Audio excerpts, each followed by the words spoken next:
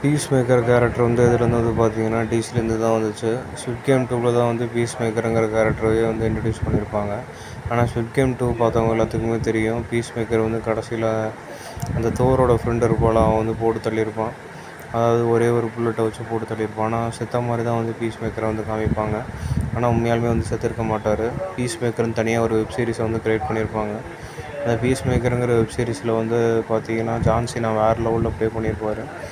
மெயினாக எல்லாத்துக்குமே வந்து ஜான் சீனா படம்னா வந்து ரொம்பவே பிடிக்கும். அதுவும் அவர் இப்போ செலக்ட் பண்ணுற டாப்பிக்லாம் பார்த்திங்கன்னா வேறு லெவலில் வந்து செலக்ட் பண்ணுவார்.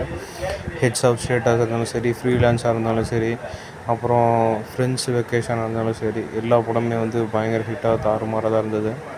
இவர் படம் வந்து ஒரு ஆக்ஷன் படம் மட்டும் இருக்காது, நல்லா காமெடியாகவும் ஃபேமிலி என்டர்டெயின்மெண்ட் படமாக தான் இருக்கும். Piece maker first web series பார்த்தவங்க எல்லாத்துக்குமே தெரியும். பீஸ் மேக்கர் ஃபஸ்ட்டு வெப் சீரிஸே வந்து வேறு லெவலில் இருந்தது. ஃபுல் அண்ட் ஃபுல் வந்து காமெடியாக இருந்தது.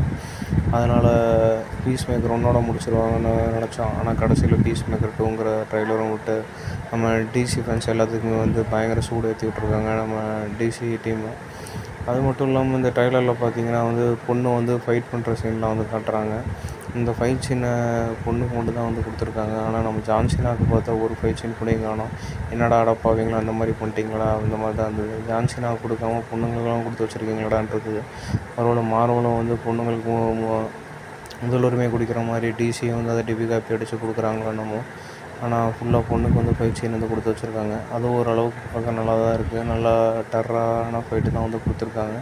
ஆனால் இந்த வெப் சீரிஸ் நம்ம முழுசாக பார்க்கும்போது தான் தெரியும் ஜான் சீனா வந்து என்னென்ன தக் லைஃப்லாம் வந்து கொடுத்துருக்கான்ட்டு.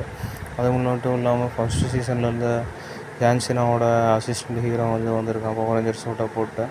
அப்புறம் அந்த கழுகை வேறு காமிச்சிருக்காங்க, ஜான் சீனாவோட செல்லப்பட்ட அந்த கழுகை வேறு காமிச்சது வந்து இன்னுமே highlight. Piece maker first season பார்த்தவங்க எல்லாத்துக்குமே தெரியும் அந்த கழுகு வந்து எவ்வளோ முக்கியம்னு இந்த வெப் சீரிஸுக்கு.